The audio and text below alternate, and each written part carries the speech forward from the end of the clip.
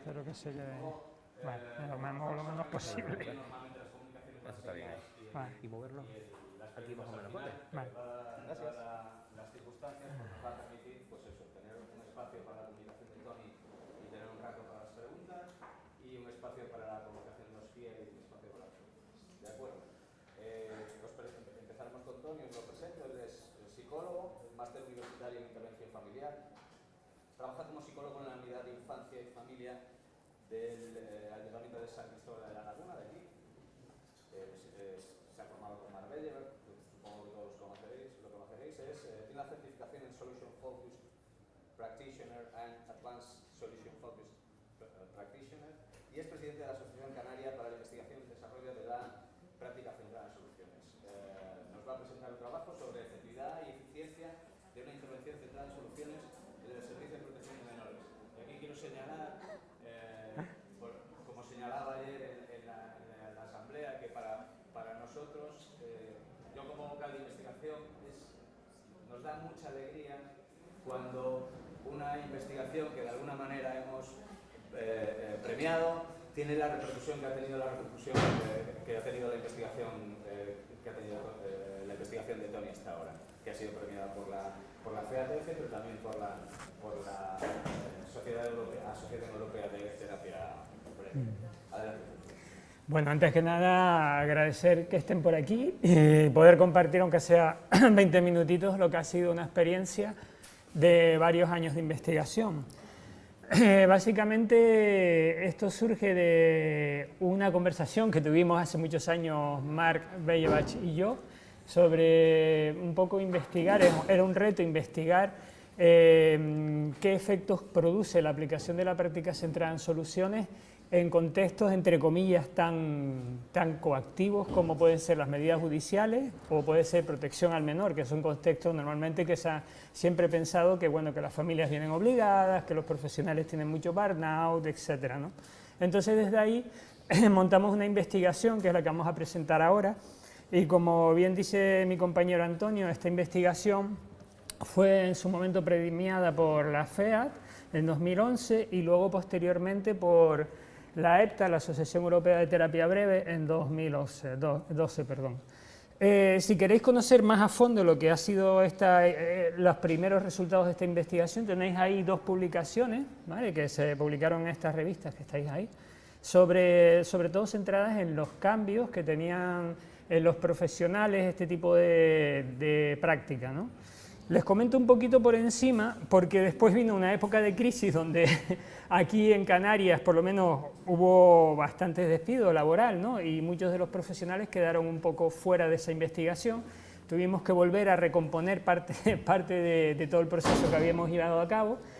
Y luego, más recientemente, pues tenéis una publicación que está a punto, porque está en revisión, a punto de salir, donde se valora básicamente... ¿Perdón? Ah, que me levante, vale. Vale, pues mejor, así los veo mejor, sí. Vale. Pues lo que les estaba comentando, que hay una última investigación que hemos llevado a cabo, que son los resultados, las variables de resultados y los efectos que ha tenido en las familias, todo lo que hemos hecho, ¿no?, toda la investigación que hemos hecho. Y es lo que realmente me voy a centrar, lo que voy a presentar aquí. Simplemente decirles que en cuanto al estudio, es un estudio made in Canarias, ¿no?, pues se hizo aquí, básicamente en la isla de Tenerife. En ella participaron, no se ve muy bien, pero participaron 34 equipos y en total 152 profesionales de los municipios de la isla, que esto venía a ser en aquel momento el 75% de los recursos humanos destinados a protección de menores en los ayuntamientos, en la isla, ¿no? Equipos que trabajaban la preservación familiar, básicamente con, entre comillas, menores en situación de riesgo y sus familias. Pudimos acceder a 477 familias que fueron encuestadas directamente y luego a 9.198 expedientes, es decir, piensen que esto es una investigación que se desarrolló durante 3 años y por tanto pudimos acceder prácticamente, yo creo que a casi la totalidad de los casos, de los expedientes que habían en aquel momento, ¿no? Como les digo, duró 3 años. En un primer año dividimos a la isla, digamos, en 2 grupos, un grupo control y un grupo experimental. Y durante ese primer año estuvimos recogiendo información tanto de lo que hacían los profesionales, de lo que creían los profesionales acerca de las familias, acerca de su trabajo y básicamente acerca de cómo entendían que era el proceso de cambio con las familias con las que ellos trabajaban, y también recogimos datos de las familias y de los efectos que provocaban las familias, que tenían las familias, la intervención que desarrollaban, ¿no? Y sobre todo también variables de resultados, es decir, número de retiradas de menores, agravamiento de los casos, cronicidad de los casos, etcétera, etcétera, ¿no? Y esto lo estuvimos recogiendo un primer año que fue como una fase de pretest, tanto en el grupo de control como en el grupo experimental. Una vez repasado este año, en un segundo año, formamos al grupo experimental y, como veis ahí, recibió 30 horas de formación en terapia sistémica breve centrada en soluciones, más 30 horas de supervisión, que estos vinieron a ser unas 5 sesiones repartidas a lo largo del año, ¿no? El grupo control siguió tal cual, es decir, siguió trabajando con familias como ya lo venía haciendo, y el grupo experimental empezó a experimentar con todas estas ideas que recibieron en la formación, ¿no? Empezamos también a investigar sobre los efectos, es decir, empezamos a ver diferencias, a observar, a ver si existían diferencias entre un grupo y otro, ¿no? Y en un tercer año, para que el grupo del control no se descolgara, también recibió formación, la misma formación que recibió el grupo experimental, y también estuvimos haciendo un seguimiento de lo que ocurría con ese grupo de control. O sea que realmente estamos hablando de que la investigación se volvió a replicar con el grupo de control, ¿no? Bueno, ¿cuál era nuestro objetivo? Pues fijaos, nosotros teníamos 3 interrogantes. Primero, si el grupo experimental, una vez formado, observábamos cambios en sus creencias con respecto al trabajo con las familias y con respecto a cuál era la labor de ellos, ¿no? Si también esto venía aparejado con un cambio en sus prácticas profesionales, y también, que nos interesaba mucho, era observar qué ocurría con el burnout, ¿no? Es decir, si realmente había efectos también ahí, ¿no? Luego también nos interesaba ver si esta formación generaba cambios en las familias también, y en las variables de resultados, obviamente, porque si no, no tenía mucho sentido, porque si realmente esto genera cambios también a nivel de resultados, pues está claro que es útil, ¿no? Y esto es lo que tenemos que pensar, que las investigaciones deben ser útiles, ¿no? Vale. Bueno, pues voy a empezar primero hablando de los profesionales. ¿Qué observamos? Pues fijaos, observamos que efectivamente se generaron cambios en sesión, en las prácticas que llevaban a cabo. Los profesionales más centrados en soluciones hacían más preguntas a las familias, explicaban menos y hacían preguntas diferentes, preguntas que ya todos conocéis, más centradas en soluciones, ¿no? Elogiaban más también, elogiaban más a las familias, pero también entre ellos, que eso también es muy curioso, y daban crédito a las familias por sus pequeños éxitos, ¿no? En comparación con el grupo de control, todo esto es comparado con el grupo control. Entre sesiones, ¿qué ocurría entre sesiones? ¿Qué tipo de prácticas desarrollaban? Por fijaos, en las conversaciones que tenían que ver más con las reuniones de equipo o entre pasillos, solían mantener conversaciones más centradas en lo que va bien en la familia, en las mejorías y en los logros de ellas. Y esto es muy curioso también, en los informes, normalmente los informes hasta ese momento estaban muy cargados, digamos, de déficit, muy centrados en el déficit. Entonces lo que empezamos a observar es que esos informes eran más equilibrados, o sea, también se describían factores de protección, también se hablaba de fortaleza, e incluso hacían un uso colaborativo de los informes, que me refiero con esto a que compartían los informes con la familia antes de ser emitidos, ¿no? Y por otro lado, observamos que empezaba a producirse un mayor uso de la retroalimentación. Quiere decir esto que preguntaban a las familias pues, si estaba resultando útil el tipo de intervención que estaban llevando a cabo, qué consejos les daría para mejorar, etcétera, ¿no? Ese tipo de preguntas.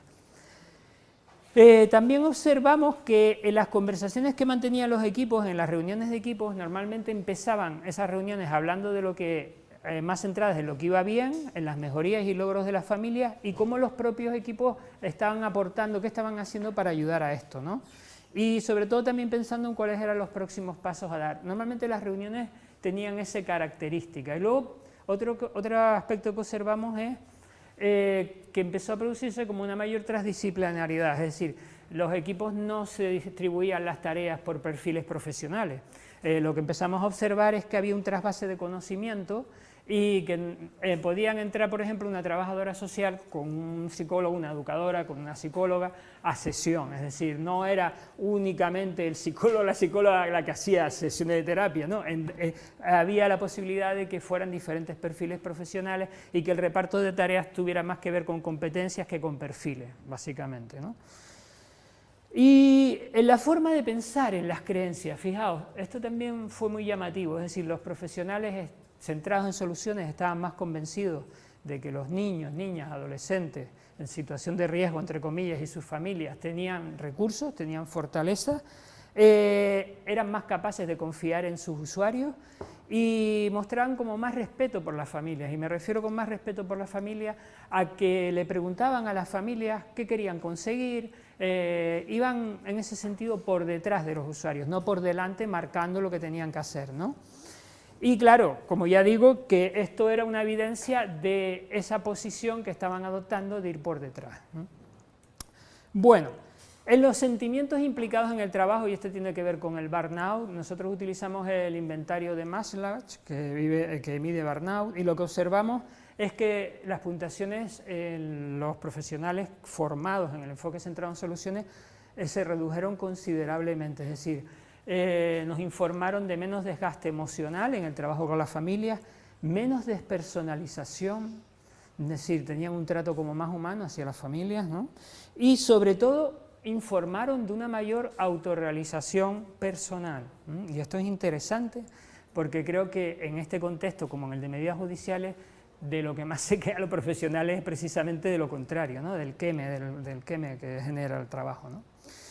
Bueno, y ahora voy a presentarles los datos, los resultados. Esto se presentó en congresos anteriores, pero un poco para repasar, para situarnos. Y ahora les voy a presentar los resultados del trabajo con las familias, ¿no? Fijaos, primero nos interesa saber si estos resultados tienen relación con la adherencia al modelo centrado en soluciones o no, porque pueden ser por 1000 motivos, ¿no? Entonces, básicamente lo que hicimos fue medir cuánto de adheridos estaban los profesionales al modelo, ¿no? Si os fijáis, el grupo experimental, que es la línea roja, y el grupo de control, una vez que recibieron la formación, fijaos, el T1 es cuando no habían recibido la formación, el T2 es una vez recibida la formación, ¿no? Fijaos que indudablemente la adherencia aumenta en el grupo experimental, ¿no? Al modelo centrado en soluciones. Así que a partir de ahí lo que voy a presentar es, tenemos claro que el grupo experimental estaba adherido al modelo centrado en soluciones y ahora lo que nos interesaba era conocer pues la valoración que hacían las familias y de los equipos de los objetivos de sus planes de caso, de sus planes de intervención, ¿no? Fijaos, muy curioso también, y he puesto aquí la R del tamaño del efecto porque yo creo que el tamaño del efecto es interesante que lo tengamos siempre presente, ¿no? Fijaos que en el caso de las familias que fueron atendidas por el grupo experimental, una vez que este grupo recibió la formación, valoraban el logro de objetivos como de una mayor consecución que las del grupo de control, ¿eh? Es decir, había ahí una diferencia importante. Y luego también los equipos, es decir, los equipos del grupo experimental hacían una valoración más positiva del logro de objetivos de los planes de caso en comparación con el grupo de control. Pero claro, uno puede pensar, sí, las familias valoran positivamente que están consiguiendo sus metas, los equipos también, pero ¿y el bienestar? ¿Cómo valoran las familias el bienestar, ¿no? Para eso utilizamos una escala que yo creo que ya casi todos la conocéis, que son las escalas ORS, ¿no? De Barry Duncan y Miller, y que son unas escalas que básicamente lo que las familias se van puntuando periódicamente, pues cómo se encuentran en cuanto a bienestar en distintas facetas de su vida, ¿no? Y luego hay una adaptación para los niños y las niñas, ¿no? Utilizamos esas escalas básicamente. Pues fijaos, las familias del grupo experimental valoraban un mayor bienestar, fruto, según dicen, de la propia intervención en el grupo experimental que en el control, ¿eh? Y además, fijaos que esto fue significativo también, ¿eh? Y la R normalmente es una puntuación, un punto 19 que puede parecer poco, es alta, ¿eh? Otra cosa importante es que si los equipos y las familias entonces perciben mejorías, ¿esto a costa de qué? Porque los padres y las madres pueden decir que sienten mayor bienestar, que están consiguiendo los objetivos, los equipos también, pero a costa de los niños. ¿Qué opinan los niños, no? Pues no, pues parece que en este caso, que medimos también el grado de bienestar en los niños, fijaos, también los niños indicaban un mayor grado de bienestar en el grupo de control, con respecto, en el grupo experimental con respecto al grupo control. ¿Qué ocurre aquí? Aquí ocurre que pudimos acceder realmente a una muestra más pequeña de niños, por eso es que fijaos que no sale significativo, porque realmente costó más poder entrevistar a los niños en todo el proceso y poderles pasar la prueba esta CORS, este instrumento CORS, a lo largo de ese proceso, ¿no? Entonces lo que indica esto es que hay una tendencia, ¿vale? Si hubiéramos probablemente recogido más muestras de niños, esto hubiera probablemente también sido más significativo, ¿no? Bueno, quedan tal vez las familias y los profesionales más satisfechos y los menores más desprotegidos objetivamente hablando. Pues fijaos, ahora lo que voy a presentarles aquí básicamente son las variables de resultados, ¿no? Objetivos, ¿no? ¿Qué ocurrió con la retirada de menores? Es decir, las propuestas de desamparo, las medidas de amparo, etc. Fijaos, cuando los grupos no estaban todavía, el grupo experimental no estaba formado, hacían más o menos las mismas propuestas de desamparo, Sin embargo, una vez que el grupo experimental recibe la formación y empieza a trabajar de esta forma, y para mí esto lo más importante de este estudio, es que realmente se reduce considerablemente las propuestas de desamparo.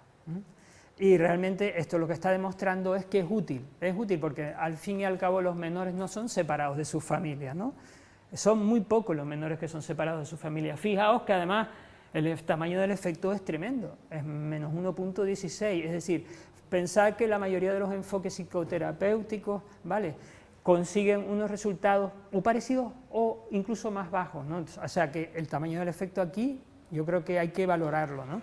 Y luego por otro lado la significatividad, fijaos, también, ¿no?, por debajo del 0,001%. Es decir, en definitiva, de lo que nos está hablando esto es que hubo una reducción drástica del número de propuestas de desamparo. Claro, y esto uno puede decir, sí, pero ¿y qué ocurrió con los agravamientos? Es decir, aquellas familias con las que uno empieza a trabajar y que va agravándose con el tiempo esa situación y al final hay que tomar una medida mayor, ¿no? Pues fijaos, también es curioso porque el grupo de control empieza trabajando con familias que en principio parece que se agravan menos en el tiempo, y el grupo experimental está trabajando con familias que parece que se van agravando más en el tiempo, pero sin embargo después de la formación ocurre eso que veis ahí, es decir, el número de casos que se van agravando en el tiempo disminuye en el grupo experimental frente al grupo de control. Así que esto también es un dato esperanzador. Las reincidencias, porque claro, uno puede pensar, sí, bueno, esto está bien, es decir, se reducen las propuestas de desamparo, se van logrando los objetivos, también los casos graves parece que van disminuyendo, pero ¿qué ocurre con aquellos casos que una vez cerrado el trabajo, una vez finalizado el trabajo, reinciden y vuelven de nuevo a los equipos al año, ¿no? Pues fijaos, y esto también es muy llamativo, es decir, el grupo experimental comienza teniendo mayores casos con más reincidencia en comparación con el grupo de control, y sin embargo va pasando el tiempo, ¿vale?, reciben la formación y lo que ocurre es que en el grupo experimental hay menores reincidencias en comparación con el control. Es decir, claro, y ahora viene la pregunta del millón, es decir, todo esto está muy bien, ¿no?, pero ¿cuánto se invirtió para lograr esto? ¿Cuánto el coste, ¿no?, cuánto tiempo se invirtió y cuántos recursos se invirtieron, ¿no? Pues fijaos, en cuanto a la duración y el número de sesiones empleadas para conseguir los objetivos en el trabajo con las familias, fijaos, después de la formación se reduce considerablemente el número de meses que se emplea en la intervención con las familias en el grupo experimental frente al grupo de control, ¿no?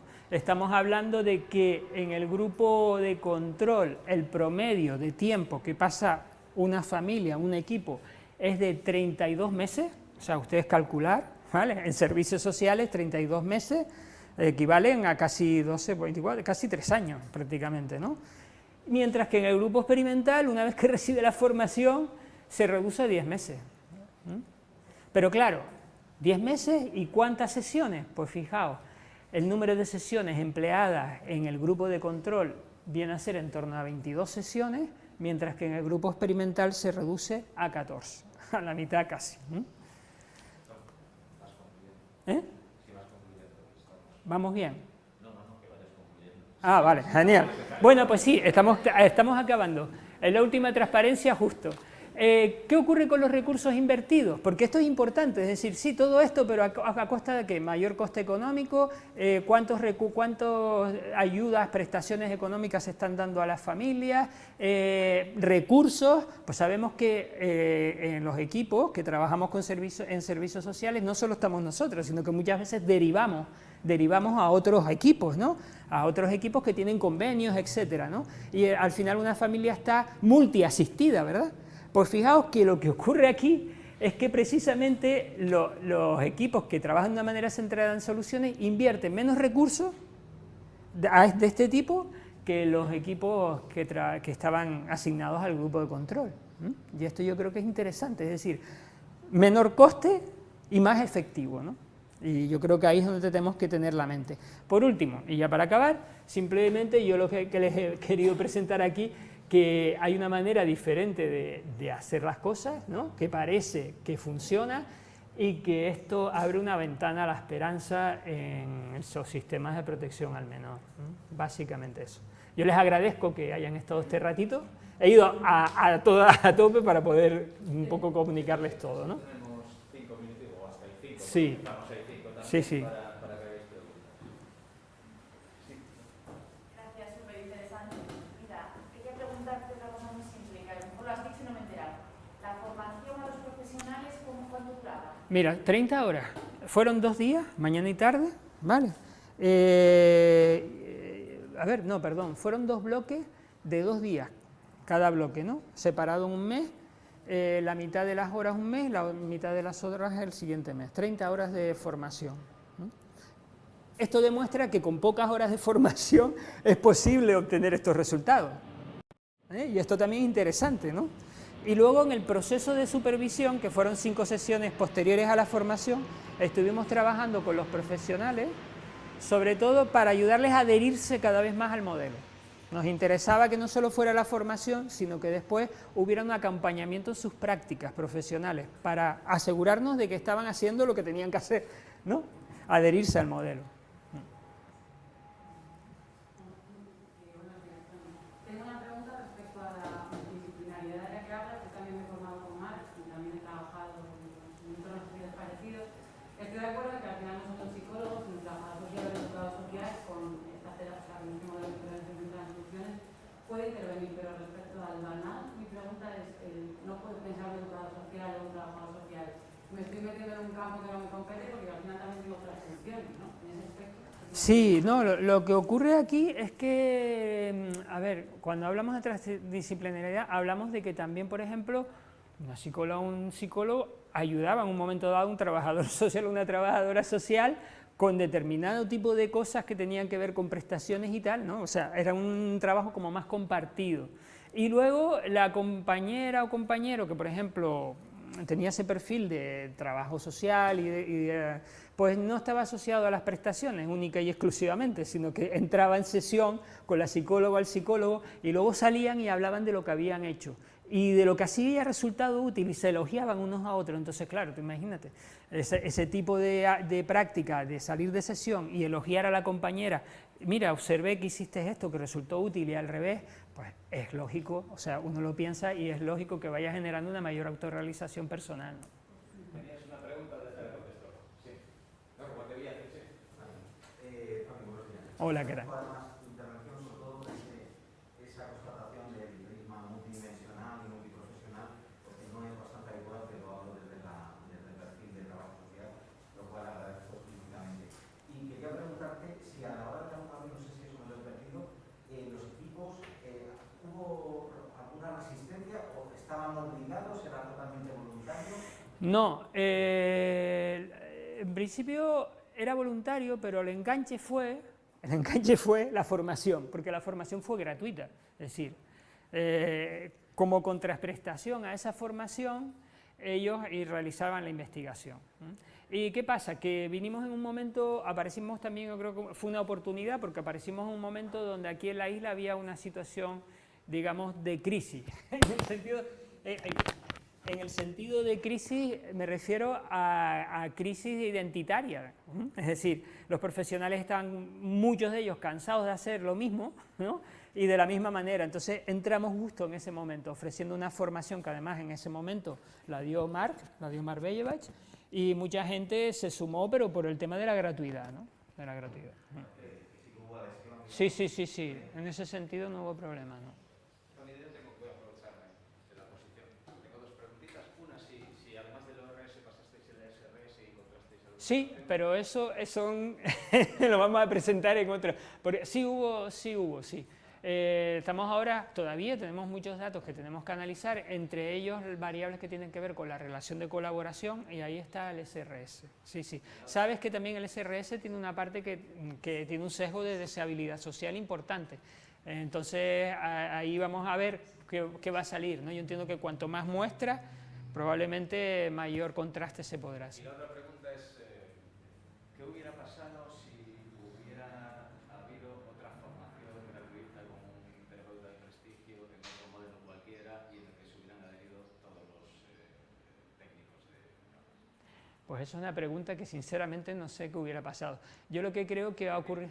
No es una crítica, pero en muchas ocasiones cuando hacemos una intervención comparamos algo con nada, ¿sí? Sí. Y que sería interesante, o sea, sabemos que hacer algo funciona, pero hacer esto es mejor que hacer otra cosa. No, lo que sí sabíamos, y eso lo teníamos porque lo investigamos, es cuál era el marco referencial desde lo que los profesionales partían. Y el marco referencial desde el que partían era un sistema de creencias basado en el déficit.